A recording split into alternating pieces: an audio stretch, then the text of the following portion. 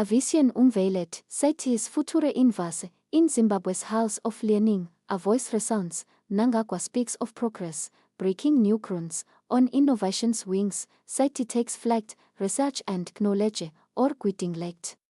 From Cape to Congo, a dream unfolds, of industries rising, futures bold, 16 nations, united in cause, to build capacity without pause, in lecture halls and labs where toil, to reap the fruits of African soil. From primary school to university where forge a